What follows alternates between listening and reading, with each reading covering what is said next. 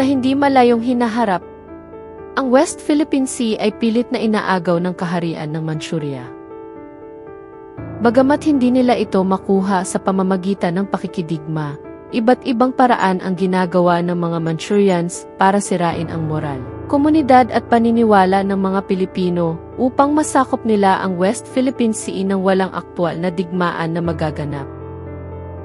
Ito ay sa pamamagitan ng mga taksil ng bayan tulad ng mga angkan ng mga politiko at mga bayarang media at social media influencers.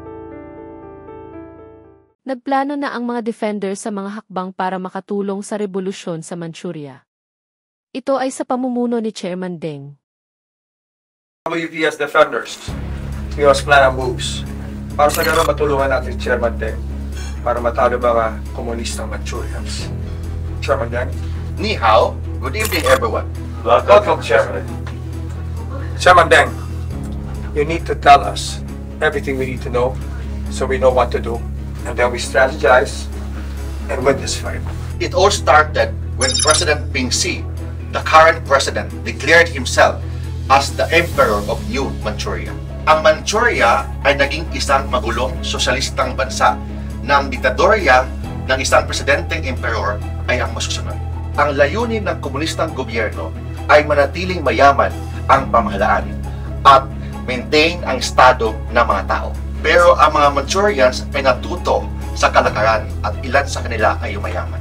Ito ang iniiwasan ng Manchurian government kasi nililimitahan nila ang brainwashing ng ideolohiya nila. Itong mga yumaman na mga Manchurian ang nagbukas ng mata ng kapwa Manchurians. Ang kanilang mga utak ay nilalason at ang tanging hangad nila ay maging totoong maunlad at mayaman. Ito ang problema ng aming rebellion. Hindi alam ng mga locals ang katotohanan. Ang mga military ay bumaliktad na.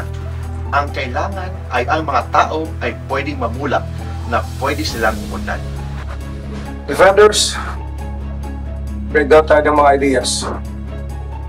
Okay, Commander. First, mag-create tayo ng mga propaganda videos ng mga leaders presenting ang alternative government.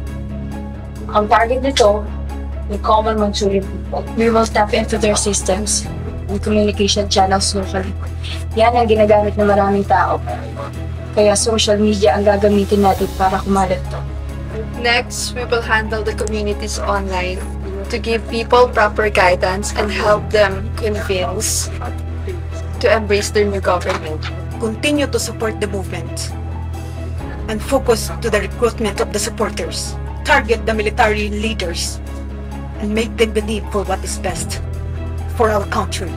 We establish a satellite link to know the development geographically. Sounds good. I will gather all the leaders to make the needed videos.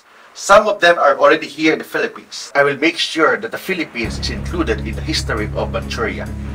I will make sure that I will return to the Philippines to meet the President after inauguration. Sunod na araw, naglabas na ng kautusan si Commander para sa lahat ng defenders. Listen all WPS defenders. This is the Commander. The revolution in Manchuria has just begun. I am instructing every operative on Level 2 to report to the Philippine Naval Forces headed by Commodore Villa. We must safekeep WPS at all cost. Give the assistance that they need, especially on the social media. Make the most precise information on your contents and avoid fake news.